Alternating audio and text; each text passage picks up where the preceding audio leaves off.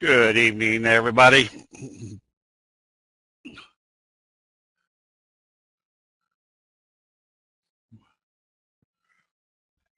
Yeah, I understand Joe Cocker was 70 years old.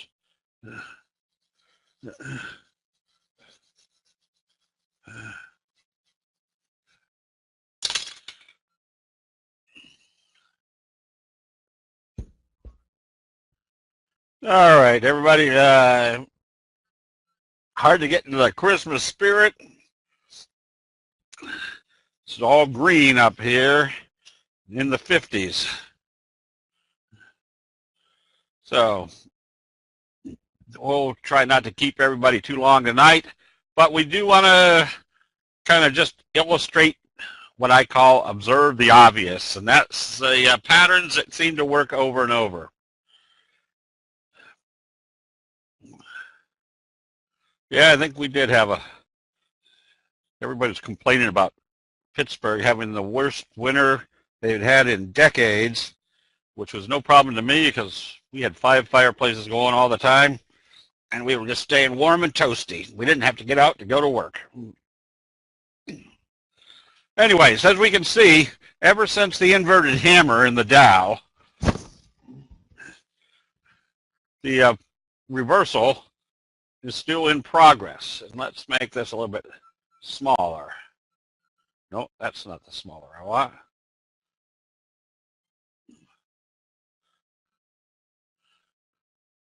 Again, I wouldn't doubt that if we're probably going right back up into this trend channel and continuing from up there. Somebody was asking today whether we were in a spreading pattern. I think the spreading pattern started over here with 0.1, 0.2, 0.3 higher than 0.1, 0.4 lower than 0.2, and then the blast off in 0.5 or wave 5. David, the inverted hammer is one of the 12 major signals, and it's very important for 2 reasons. Maybe more than 2 reasons. First of all, it tells you the bulls have stepped in. The bears that were happy were now getting nervous, but were relieved when it closed back down at the lower end of the trading range. And the next day, the bulls step right back in again. The bears say, shoot, the bulls are still here. Get me out of the way. And so one of the relevant factors of the inverted hammer is if you see an inverted hammer in the oversold area and they trade positive the next day, it's probably got the highest probability other than the kicker signal. Well, maybe not. It's got an extremely high probability. I'd put it right up there as far as the top probabilities of a reversal, that if it goes positive the next day, you're going to have an uptrend. And it's got a very simple stop-loss process, that if this opens positive and trades positive, it shouldn't come back down through this level. If it comes back down here, the bulls haven't taken over, you close out the position, or at least realize the downtrend is still in progress. No sound. Oh, with Rob Royce. Yeah, if you have problems, email Abraham and he'll get you straightened out. Yeah, sometimes you have to slide that sound, thing back and forth to get it to kick in. All right, so this is where you kind of go from analyzing what's happening to anticipating what's happening. But if this is an uptrend, stochastic's not in the overbought condition, where do you think the next likely target is?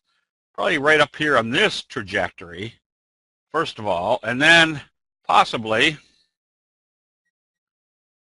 I can do this correctly, back on this trajectory, which would take you back up in this range. So with that information in mind, you can at least comfortably say, all right, more than likely, everybody watching to see if it's going to hit this trend channel, you're going to have at least another day or two of positive trading. which helps you maintain your long positions. And then you just see what happens once it gets to that level. Let's see, the NASDAQ, also after that inverted hammer right here off the 50, gaps up through the T line. I would at least suspect the test of this level, then a test of this level. So that tells us we're still in our Santa Claus rally at this point. So anyhow, these are just kind of a simple, let's say, observations of where should the trend be going. It's when we hit signals like this that we tell us, all right, there's something weak happening. When we see signals like this, obviously it tells us there's something strong happening. Do you see an inverted head and shoulders pattern setting for the Dow and the S&P, or do you pay attention to those? I really don't pay attention to those patterns. I'm more interested in what's going on over here. I mean, if somebody brings it to my attention that, yeah, I don't even think this would be considered a inverted head and shoulders. You would think that this would have come back down pretty close to this point. This just tells me that we're still in a good uptrend with pullbacks in it. The transportation index also telling us that once it hit the 50 and did a hammer signal, and looks like it's now broken this little downtrending channel, this tells us there's probably going to be a couple of days to come up here and test this level. Once again, telling us we've probably got more upside for the next few days.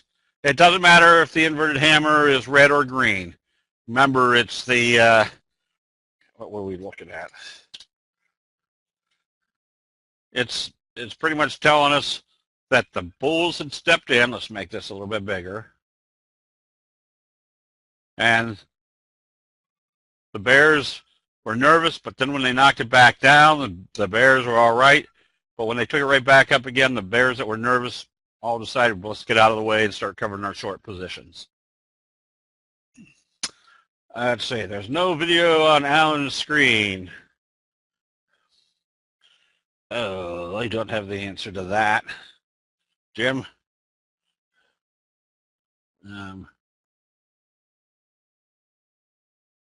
Alan, you might just have to reboot once and see what happens. Okay, let's see what else was going on around the world. Crude oil.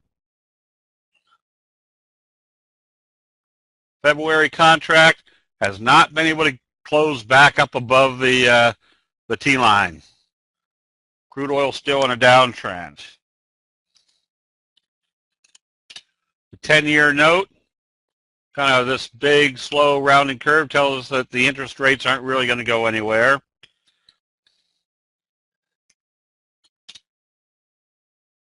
Whoops. See what the dollar has been doing. The dollar, steady uptrend, using the T-line and the 20 as support. Now, a lot of people ask me why use the 20, or what does the 20 become effective? If you're in a nice, big, steady uptrend, more than likely, when the strength is showing you there's consistently moving it up, the 20 will probably be more apt to be a support level because they won't take it all the way back to the 50. Let me see if that was true over here. Didn't even get back to the 20. The T-line on the Dow was more important. I don't know whether I can get uranium on here. Whoops.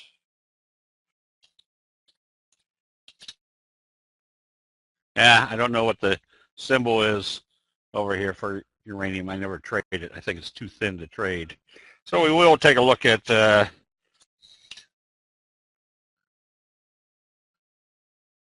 this is March gold.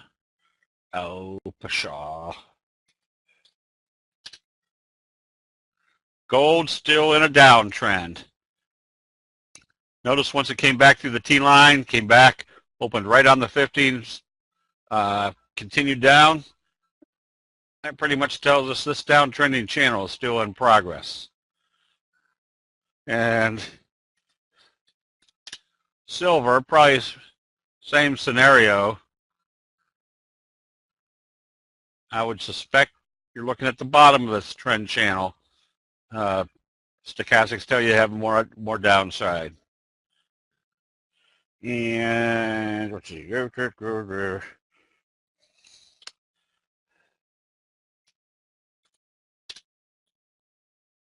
Cattle's been bouncing. Notice it did an inverted hammer, doji, bullish left-right combo, closed just above the T-line today. Where's the next likely target? Probably back up to the 50-day moving average. And looked at lean hogs today. Lean hogs also had a nice morning star type signal, but notice where it didn't close. Didn't close more than halfway up this candle, and didn't trade at all above the T-line. Tells us the downtrend for hogs is still in progress. And if you look at, now, I'm more interested in this right here, but we can notice that right here there was a support level, kind of a pennant formation. So this is where I'll definitely go back and say, what's my longer chart look like? Wave 1, kind of a pennant, wave 3. So if this is wave 1, that tells me they're probably heading down into this territory, same magnitude wave over here. Oh, what else was I in today?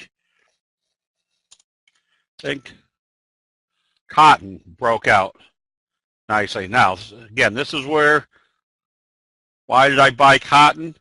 Because notice the T-line crunch. Notice the stochastics weren't in the overbought area yet. And when it came up through the 50, that told us with this T-line crunch, they weren't resistant at the 50. That means this downtrend was over. Can you slow your cursor? Okay, I'm sorry, Elliot.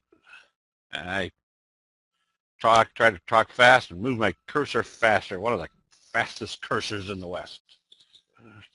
So anyways, I bought this one because that T-line crunch and the fact that they weren't resisting at the 50 anymore told me there was probably a new dynamic in this price trend. So right now I'm long cotton. So what did we do? We did everything. Interest rates, okay. All right, so let's take a look at a few that we've been in. DYAX. When you see these big morning star signals, if you closed out here, you buy back here, because that morning star signal, anytime you see that flat trading, and then see a morning star signal, that acts like that mini scoop pattern, and we know what the results of a scoop pattern should be.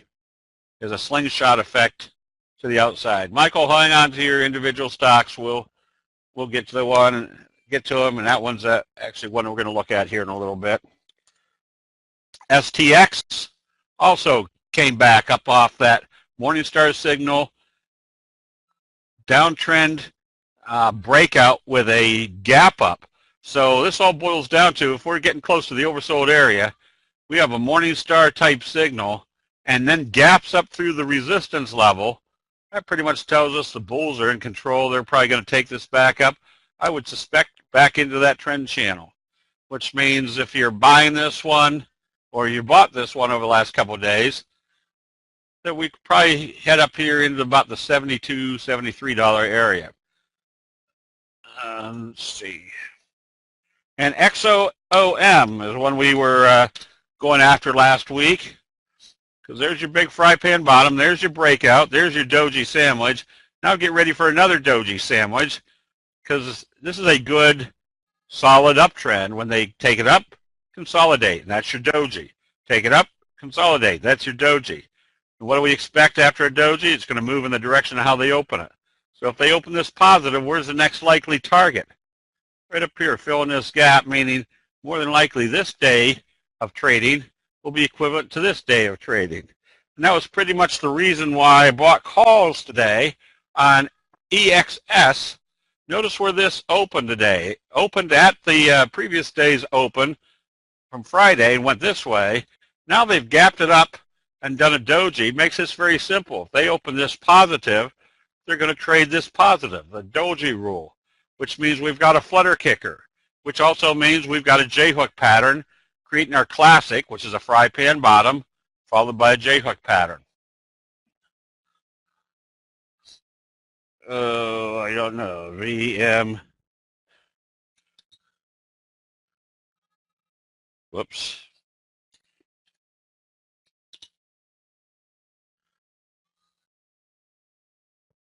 A morning star type signal. No, not necessarily, but you did have the inverted hammer in the oversold area followed by bullish confirmation. And this is what, should you buy a stock that already popped up, whatever that was, 3 or 4%?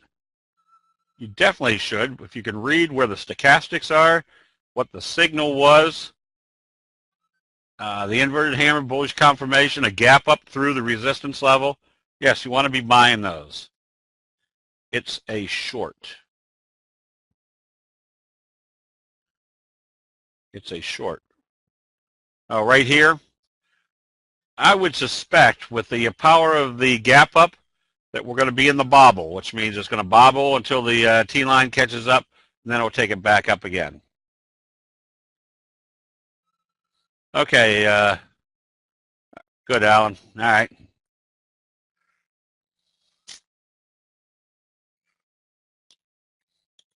INFN was another one that we've been going after. Probably in a 45 degree right now. And where is it? It's broken out through this level. And how did it break out? It gapped up through what would be perceived as the last resistance level up here, telling us we've got a wave 1, wave 2, now going into wave 3. And the reason this one has strength is, remember, the bigger the candle or the bigger the signal. This is kind of a little bullish harami confirmed, closing above this level, gaps up. I mean, these are all just pieces of evidence to tell you that not only are the bulls in control, but they're in control with strength going through resistance levels that everybody else can see. Now, ADXS, these are the type of things that we'd like to get into. That little cup and handle, and notice where it broke out. Gapped up through this level, and you're up, what's that, 75%, 80%.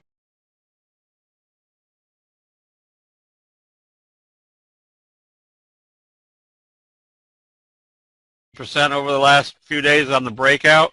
So that's why we try to find charts. Oh, pshaw. Charts are doing kind of those cup and handles and breaking out into new territory. ACHN had a big day, backed off, but notice how it broke out on your double positive because the consolidation after a strong buy signal is over.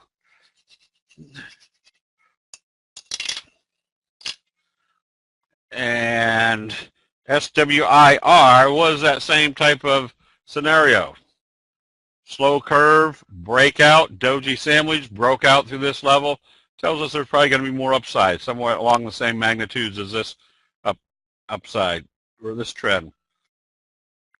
And notice what started this off. A kicker signal to the upside. So this is why if I see a situation where we were not in the overbought condition and they pulled back, I'd probably give it one more day because we've been in a T-line crunch. And I say one more day is because if they'd open it lower the next day, that told me that was a reversal. But the T-line had been acting as support and going up, crunching up through the 50. With stochastics not in the overbought area, it was still kind of walling just below the overbought area. I'll give it one more day. I just want to see if the uptrend will still continue. That was squirrel. All right. So anytime I can put as many factors as I can into my analysis, there's our signals right there, followed by a gap up. I was buying AMBA today because where's the next logical point? Well, every time it came back to the 50, it did a buy signal. Where did it go? Went back up to the top of the trend channel. Where do we suspect it to go right now? probably back up to the top of the trend channel.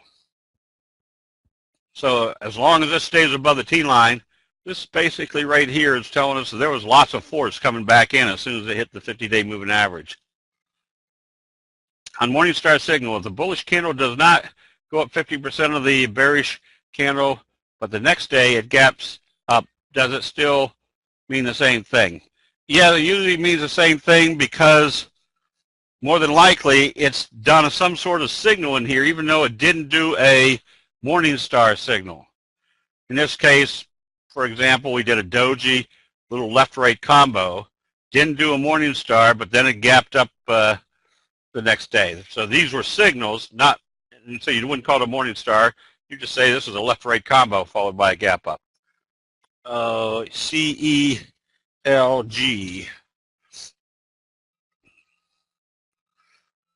Yeah, that I wouldn't consider a Morningstar signal.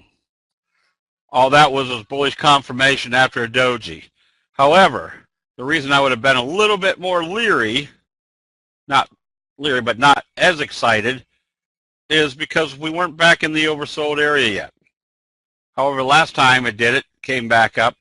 So at this point, with a gap down doji, makes it very simple. It better open positive and trade positive to stay in it. If it opens lower, it means they've gapped it down and then they've moved it in the direction of how they open it after the next doji.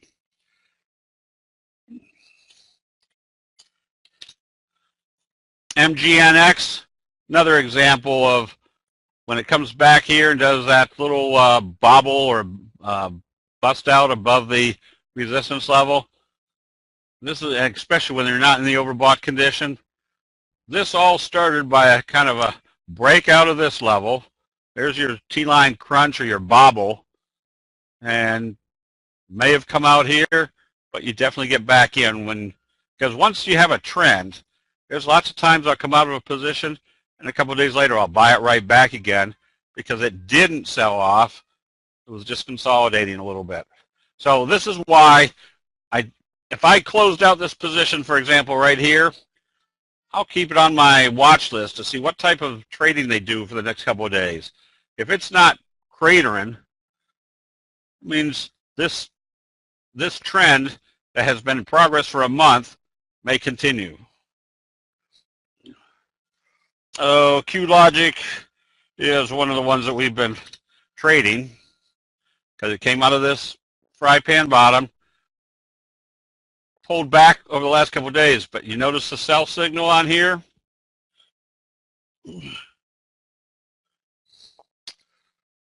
Now that's a rhetorical question. Remember, there's no sell signal here. It's just some pullback days. And is the pullback days decisive? No, we can see in the I'll see with the indecisive trading today that they weren't selling it off with any great vigor. Brody, yes, the World Cup trading is in progress. Nothing may have happened just because there hasn't been a signal to jump into anything right yet. What was that? Oh, we did, okay, we already did EAX. EX. This one, oh, and the reason I was coming back to this is because we know exactly what should happen on a flutter kicker, which is if it opens positive after a doji, it's going to move positive, so we want to be buying immediately. And we know if it started trading immediately, it'd be confirming the J-hook pattern. So again, the more pieces of evidence that we can put in that maybe what everybody else isn't capable of seeing if they aren't using candlestick analysis, we just know that if it opens positive, we can be buying immediately because the probabilities are extremely strong that a J-hook pattern is in progress, and the flutter kicker is telling us that J-hook is going to be confirming that the J-hook pattern is in progress. Anytime you see a breakout like this is Cuba, I guess one of the funds. This is where you kind of keep an eye on when do you take profits. If I was buying on a kicker type signal because of the news, each time it got up into these levels, notice how far away we are from the T-line. This is where I definitely flip back to my 10-minute chart. Is that my 10-minute chart? I would have held through here, but up here, when it started trading off like this, I probably would have started taking some off, because why? This isn't really a strong dynamic selling issue on the 10-minute chart, but if you equate that they're selling on the 10-minute chart, and you can look at your daily chart and say, whoa, we're that far away, not only from the T-line, but also from the 3T line. Yeah, that's probably a good spot to start taking profits. Okay, Tazar has been acting strong again, I guess with all the police stuff in the news. Got another J-hook pattern setting up with a doji gap up, a breakout. Still putting all the evidence that the bulls are definitely in control on this one. Zag, notice this little scoop type pattern. Now I say notice a little scoop type pattern. If you ever see flat trading like this, then a whipsaw, usually this whipsaw is going to have a very strong move to the upside. So this is exactly why we want to recognize what happens in human nature that forms these type of patterns of what to expect after a breakout situation. When we take a look at something like BlackBerry, Morningstar signal followed by a belt hold signal, that pretty much tells us the bulls are taking control right here on the 200-day moving average like they did over here.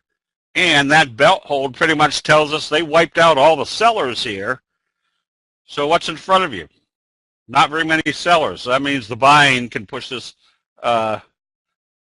stock up pretty quick. Yeah, Dougley was another one that's been getting interest. But remember, we want to buy something that not only has given us interest, but also given us good chart patterns. So right now, this one doesn't seem like it's really that enthusiastic. Now, would we be buying this one? Looks like it's setting up, but I'd rather buy this on confirmation. I'd rather buy this at 17.20, knowing that it broke out to the upside. And what do we got? GCAP. Scoop type pattern, Morningstar type signal. Definitely would be a buyer, this one on positive trading. What happened when it got back to the 200-day moving average? Dojis. Stochastics coming up. This has all the makings of a scoop type breakout, which means we could have another move of the same magnitude right here. Let's see. No, J-hook patterns. We're buying fold again, because there's your classic fry pan bottom J-hook. Notice what happened back here. You had four dojis in a row, and then a left-right combo. And what's that left-right combo indicating? You're in a J-hook pattern. Wow, that thing is enough to drive you to drink. Comes up through this level. I suspect you're going to have another move like this. And Scamp, J-hook pattern, Morningstar signal, this time off the 20. Another one, humbug. Would be buying above this level. That tells me wave 3 is in progress. Let's see, INVN.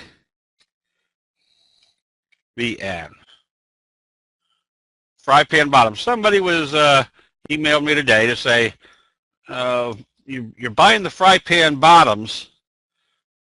I want something that's more, not so much overbought, or is not going to move so fast, something I can hang on to a little bit longer.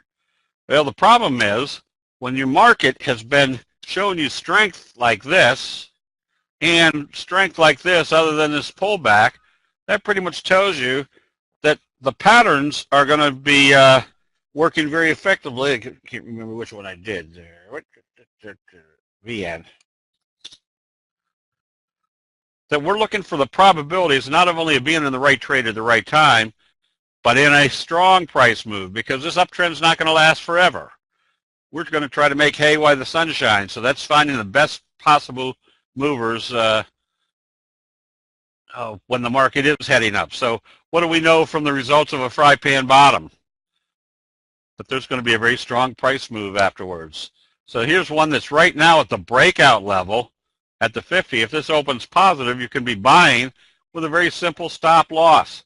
It shouldn't close back below the 50. That would tell you that they couldn't get back out of this fry pan bottom. But if they open positive and trade positive and or gap it up, you want to be buying immediately, because where's your next target? Up here somewhere to fill this gap area. Let's see, Rite Aid. There's that slow curve. And this is a good example of people saying, well, what should we do here? I usually hold on, because if they're going to do, this is profit taking. This was the message right here, the gap up. Coming now, is this gap up at the top?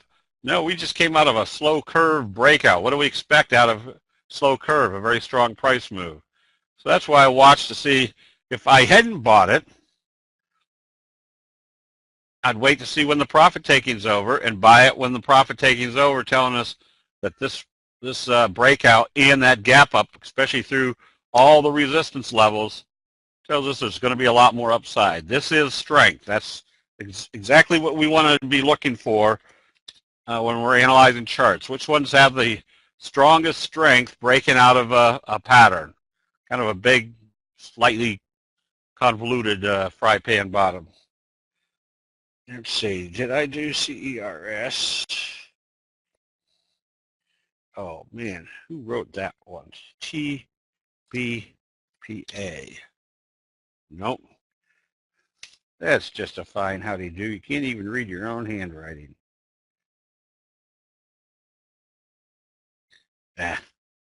Okay. BCEI. Morningstar signal broke through the T line. Where is this possibly coming back up to? Somewhere in this range to the 50 and filling this gap. So what you want to analyze is that worthwhile or not? Well, that's going to be a good 35% move. Now, if this was going from 24 to 26 up here, that may not be significant. But this one, if it could move 12 points on a $24 stock, it could move up 50%. That's the type of setups that we're looking for. The ones that are going to give us the best returns for putting our money at risk during a specific market trend. CRE. Notice 4 or 5 dojis down here, and a doji sandwich. I'd be buying this one with the eye right here on the 50, that it breaks through the 50. Where's our next target? Possibly all the way up to the 200, but at least we know it should come up here, which this move right here would be approximately the same as this percentage move right here.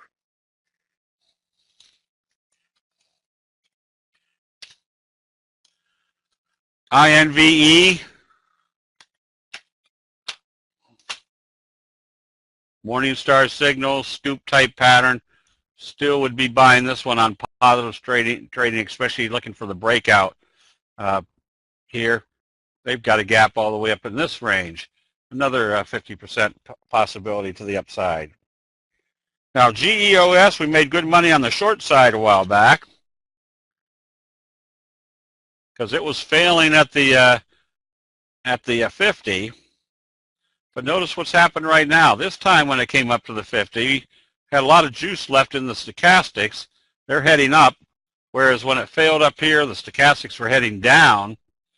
This tells me very simply, if they open this positive tomorrow doing a doji sandwich, they're going to break it out, which means they're breaking this downward trend channel. So this is all telling me with a Morningstar signal, close above the T line, doji sandwich, close above the 50. If they open this positive, the bulls are definitely in control and probably breaking more to the upside. So essentially what we're trying to do is anticipate when the next move is going to happen. So if we see a setup where there's 4 or 5 dojis, we just get ready to buy or put a buy stop someplace, knowing that if it came up through that level, that there's been a breakout and that the bulls have now taken control. So this market is pretty much telling us we've probably got 2 or 3 more days to the upside, which means we're going to go right into Christmas. I guess is the market open on Friday? Got to even figure out when Christmas is. Christmas is on Thursday. So I guess I'd probably be open a half a day on Friday. But right now, observe the obvious. The investor sentiment has been positive. They had a pullback, and now they're turning right back positive. Half day on Friday, that's what I thought. Okay. All right, that's about all I have for tonight. If there's anybody has any general questions on candlesticks, this is the time to ask it.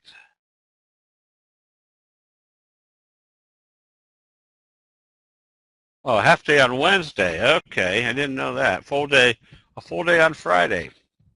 That'll be a day of nobody.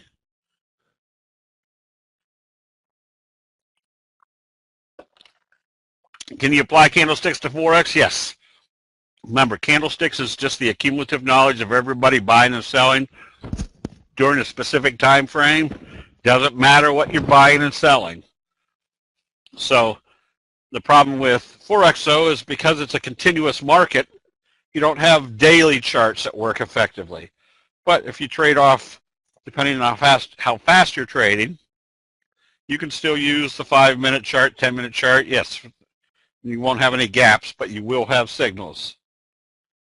How do you do on scans for TradeStation? I think they should be there by now. I'll have to check. I haven't been keeping track. How do you do on 15 minutes? How do you do? Oh, how do you do? I don't use a 15-minute chart, but I only use the charts that I'm familiar with. That and for my trading style, which is the 10-minute chart as my bellwether. Then if I see something setting up, then I'll go to my 5-minute, and if that's setting up also, then I go down to the 1 minute to make sure my entry is going to be correct. But all depending on how fast you want to trade. I used to trade the E-minis off the 1 minute, 3-minute, 10-minute chart, and I would trade quite a few times a day. Or if you're a little bit slower trader, you might use a 5-minute, 15-minute hourly chart. Or if you're a daily swing trader, you might use the hourly and daily chart combination. So it all is a function of what type of, how fast you're trading.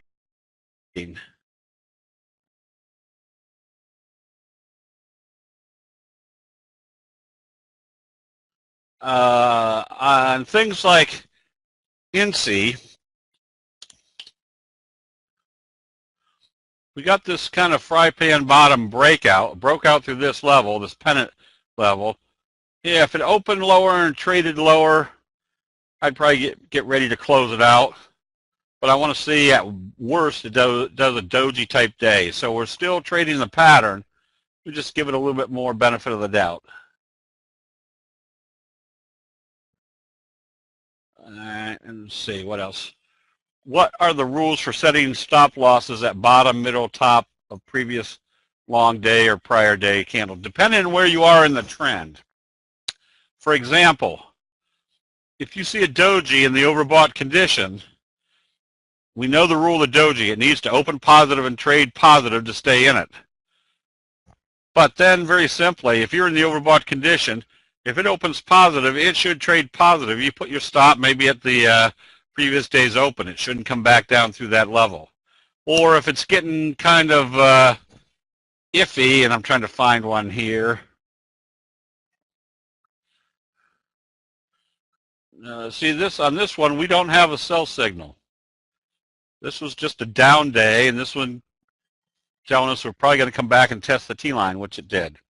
So we'll go through we'll go through a night of stop losses of where you put them, when, at different or what different levels when you're in a trend or just starting a position. And they're all very simple, usually common sense places where the trade shouldn't or where the price shouldn't move. Do you put any credence on the direction of the 50 and 200 when a signal appears? No. Remember, the 50 and the 200, that's a lagging indicator. That's telling you what happened in the past. I'm more interested in seeing what's happening right now.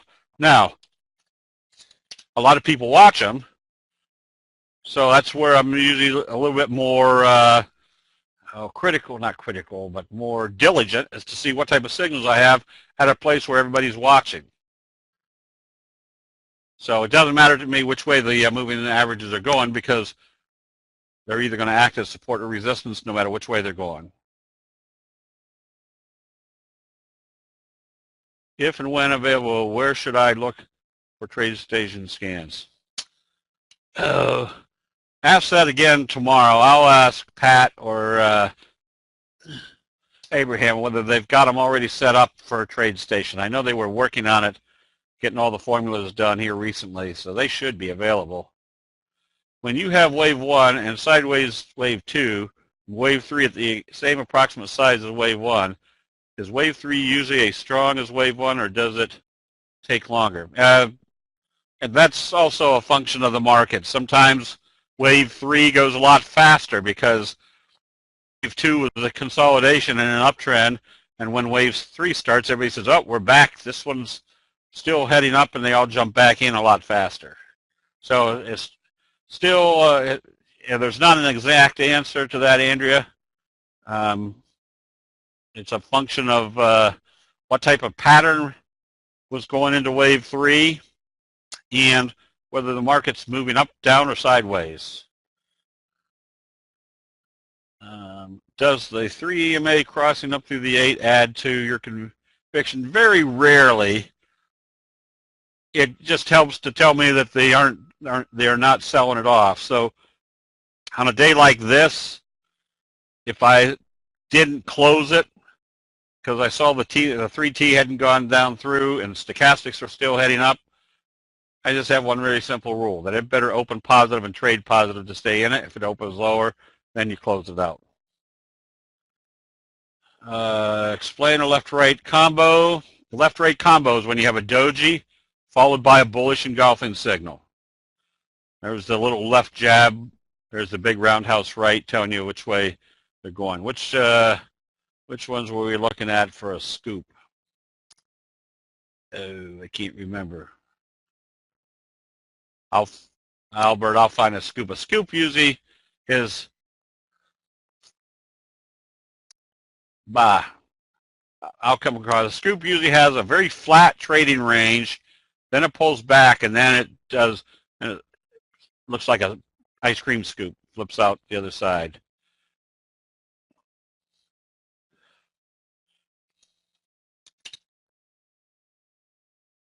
No. There's a couple rules. This is why you want to just know the rules for your major signals. Where does a dark cloud have to close to become a dark cloud? It has to close more than halfway down this candle. And where should that occur? When your stochastics are up in the overbought condition. Mary, yes, we do have an options room, and we do option training occasionally on the simple trading strategies that we use. We're not so much interested in trying to teach newfangled option strategies. We're more interested in which simple option strategies should we apply to specific patterns. Which ones should be spreads, which ones should be outright calls or puts. So I'm trying to keep the strategy as simple as possible. Are scans available on TOS? I thought so. I'll check, ask that question again in the chat room tomorrow to remind me to ask Pat. How do you set stops on options? You don't. You set contingency orders, that if you're buying options, you're buying it based upon the underlying stock. So you're selling those options based upon the underlying stock. So the options have nothing to do with the your stop. The stock price has, if the stock is doing what it's supposed to, that's why you're buying the calls. If the stock is not doing what it's supposed to, or closing back below a level that tells you the bears are in control, then you close out your call position. Do you prefer the 10-minute chart displaying the overnight trading session or just the day? Just the day trading. The overnight sessions don't mean very much because it's very, very light volume compared to the daily chart. And the daily chart is the big money. Most everybody's decision making. And that's what I'm interested in. The price of a stock can move around dramatically on just a few thousand shares in the evening or after hours. It's the millions and millions of decisions that we're looking at the next day that we want to make our decisions on. Is there a fib retracement number on wave 2? There could be. Now, we don't use, or I don't use, the fib retracement number or the Fibonacci to make my decision. I use the signals and patterns to make my decision. Then I add things that will confirm it, like whether it's bouncing up off a moving average or if it did hit a Fibonacci retracement number. Those are just added confirmation to tell me why or confirm that reversal signal had a reason to be reversing at that level. When you see the stochastics trending higher after coming out of an oversold condition, but the stock price trends sideways, do you look for any particular signal to buy or simply close above the T line?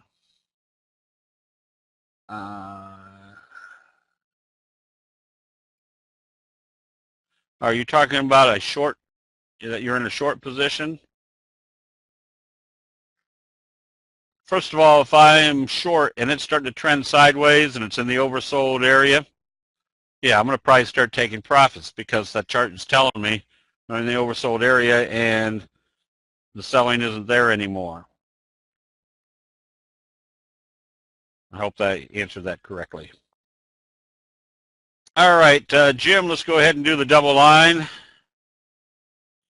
And let's do the second double line in 3.14 seconds.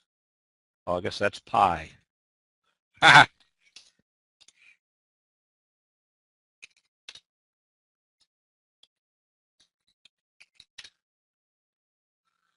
And Taylor, I wouldn't be long or short this one. Mainly because it doesn't have any direction.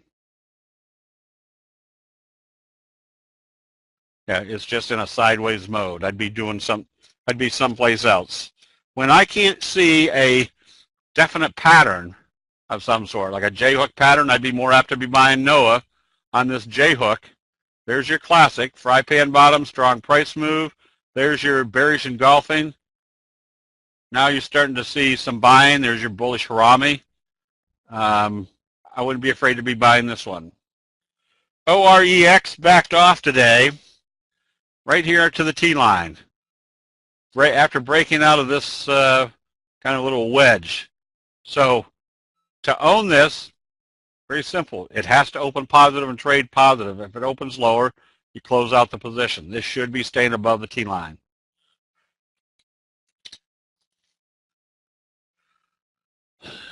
W-wave, this one you can be buying, especially if it opens positive tomorrow. Telling us that they've broken through this little downtrending channel after an inverted hammer, gap up through the bullish confirmation, then a gap up through the T line, and closing above the 50. It's not a very exciting chart, but at least it's telling you you're in an uptrend at this point. The SPY, still moving up steadily. You stay long on this one. And Slumberger,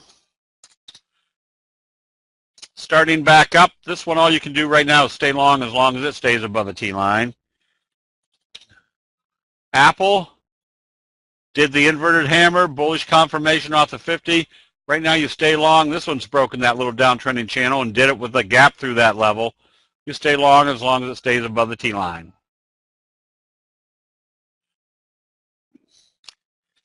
NLNK, you can still buy this one, especially if it comes back up through today's open, because if it comes up through there, pretty much tells us we're breaking out through this level. And where did this bounce? Right off the 50-day moving average, and then a gap up through this little downtrend.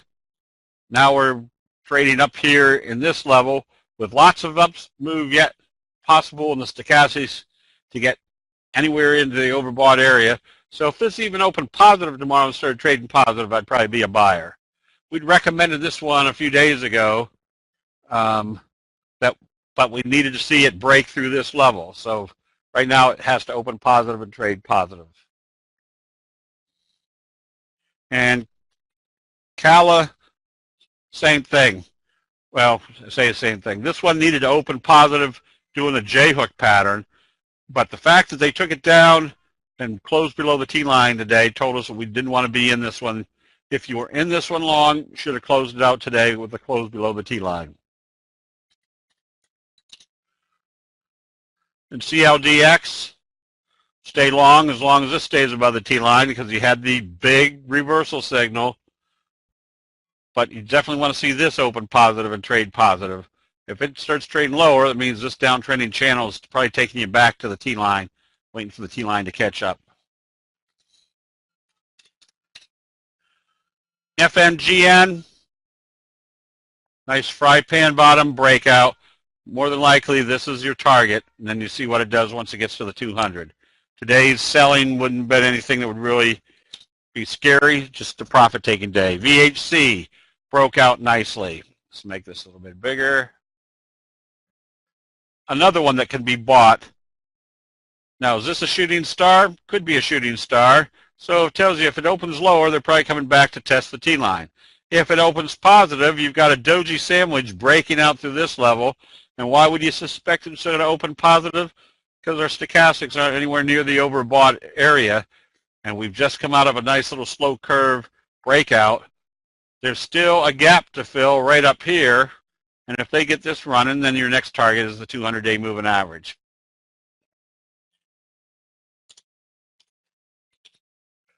HIMX. This one's going to move in the direction of how they open it tomorrow after the doji. If it opens lower, then you're in the little bobble.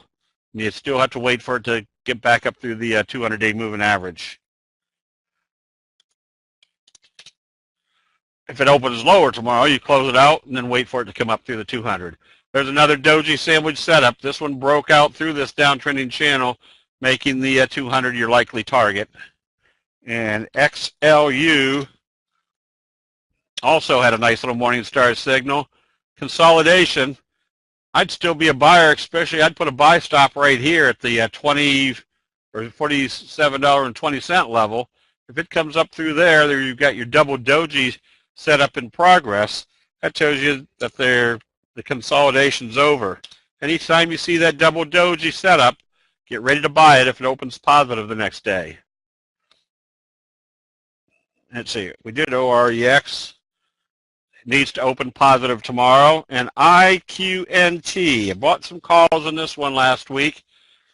Still has this fry pan bottom trajectory. Notice that Friday was not a selling day or a sell signal. It's just a down day in this fry pan bottom. Stay long.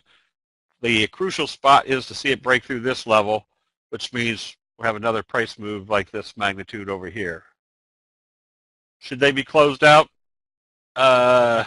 No, both of them give them one more day. They need to open positive.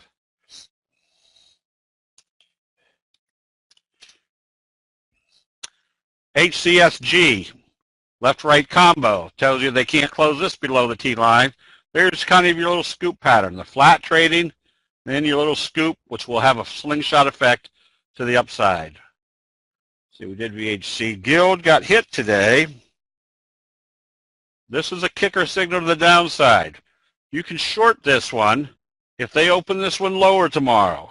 So you probably want to be looking at this to go short and or buying puts on this one.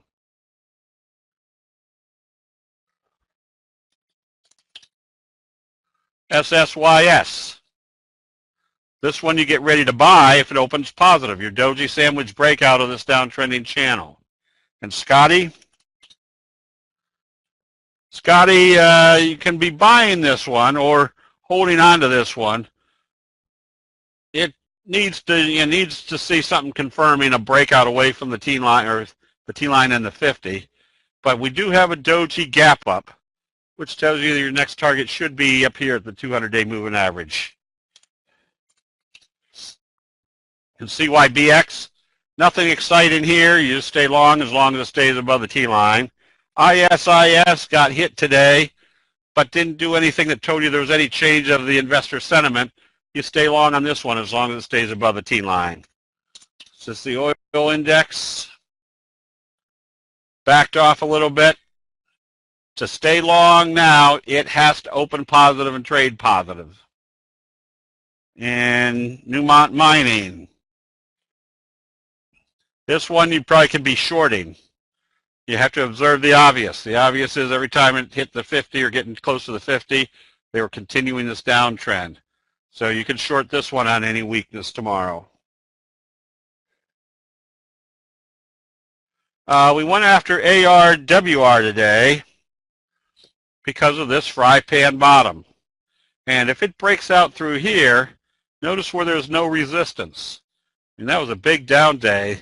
They could move that right back up into this level, which means you're almost at a 90% return if this one gets breaks out like it should. INFN, stay long on this one. Baba is having a hard time getting started, but right now all you can do is stay long as it stays above the T-line. Micron, another one where you stay long, but it has to stay above the T-line also. If it closes back below the T-line, that means the energy is gone. And Goodrich, another one where you can stay long, but you definitely want to see it start moving back up toward the 50. Even if it moves up only to the 50, you've got probably about a 40% return or better on this one.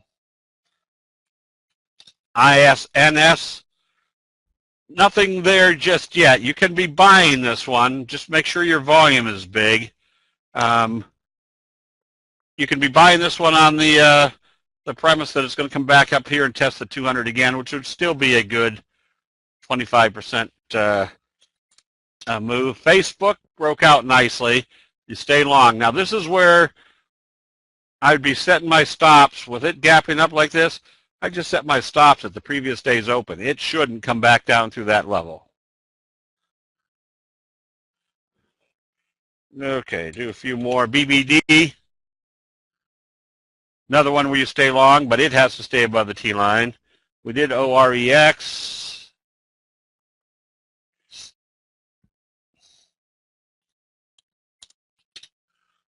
MCHX, that's a nice slow curve. Just make sure your volume is good on this one. But that's a very nice that's a very nice chart. Where's your upside potential? Up here to fill that gap. Well, shows butts.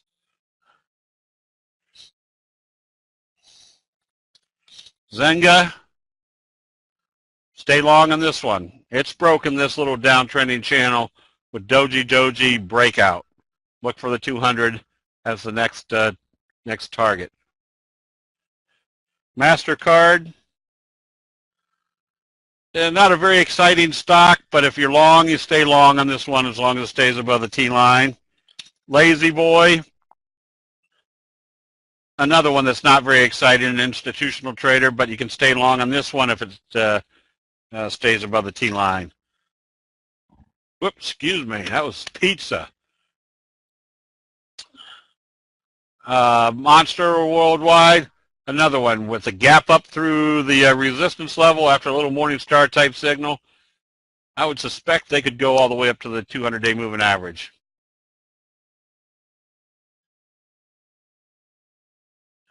Let's see. Buffalo Wings. Nice slow curve breakout. Get ready for a doji sandwich breakout tomorrow on a positive open. Dougly, there's nothing here right now that would make me want to be long or short. Navistar. This one has to get up through the T-line. So this makes it very simple. The doji today tells you which way they're going to take it based upon how they're going to open it tomorrow. Okay, thanks. Happy holidays. Can you explain why IS shows no change in investor sentiment, but you move your stop up on, let's see. Oh, because my stop would be right here at the T-line. We're still in an uptrend. Stochastics slowly coming up, but there hasn't been anything after the gap up through the T-line to tell us the sellers are in control. You don't have a sell signal right here. On MCHX, but you move your stop up on MCHX. Well, because you are in an overbought area, you are in the fry pan bottom breakout, and you've moved away from the T-line, and we can see where it shouldn't trade. In this case, it shouldn't trade back below the open, because that would tell me they're taking it back down to the T-line. Okay. All right, we'll expect a few more days to the upside in this market, probably at least bringing it up into this level, and then we'll see what type of day they have at that point. So with that, everybody have a good evening. Start wrapping those presents, and we will see everybody bright and early tomorrow morning.